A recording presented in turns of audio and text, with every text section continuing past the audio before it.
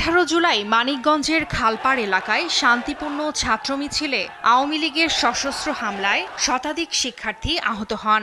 এরপর 4 August bus stand এলাকায় পুলিশের সঙ্গে সংঘর্ষে প্রকাশ্যে ছাত্রলীগ যুবলীগের গুলিতে বহু শিক্ষার্থী আহত ও গুলিবিদ্ধ হন। সরকার পতনের মধ্য দিয়ে আন্দোলন সফল হলেও এখনও গ্রেপ্তার হয়নি হামলায় জড়িতরা। প্রায় 1000-এর বেশি নেতাকর্মীর বিরুদ্ধে মামলা হলেও গ্রেপ্তার হয়েছে হাতে গোনা কয়েকজন। আন্দোলনে আহতদের সরকারি গ্যাজেট প্রকাশ নিয়েও শুরু হয়েছে নতুন বিতর্ক।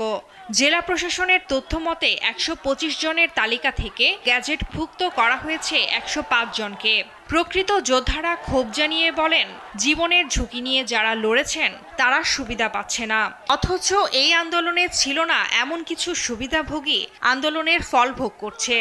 এখানে সাধারণ শিক্ষার্থীদের উপর বর্বরচিত যেই নৃশংস যেই অত্যাচারটা করা হয়েছিল, তাদের যে জখম করা হয়েছিল, সেই জুয়েলকে কিন্তু এখনো কিন্তু পুলিশ কিন্তু আটক করতে পারেনি। সেটা আমাদের জন্য লজ্জার। ত্যাগের মাধ্যমে আমরা এই নতুন করে অভ্যুত্থানের পরে সুন্দরভাবে চলার একটা স্বাধীনতা পেয়েছি, অথচ তাদেরকে গ্যাজেটের মধ্যে আমরা তাদের নাম দেখতে পাই না। জেলা কমিটির তালিকার মধ্যেও তাদেরকে আমরা অন্তর্ভুক্ত এমন খুবই অল্প সংখ্যক লোকের নাম দেখছি।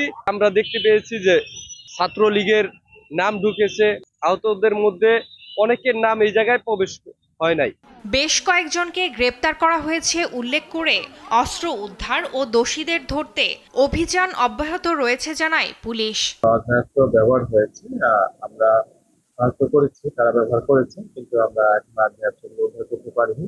আমাদের উদ্ধার অভিযান এবং চলমান রয়েছে। তৎকালীন সময় যারা দেশীয় অস্ত্র ব্যবহার করে উল্লেখযোগ্য আমরা অভিযুক্তদের আমরা গ্রেফতার করেছি।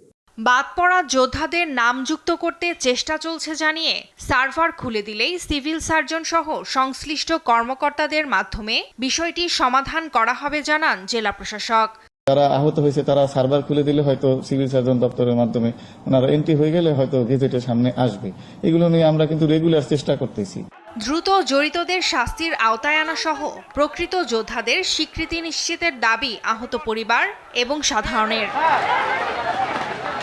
ফারজানা আফরোজ টুম্পা, নিউজ ডেস্ক, দেশ টিভি।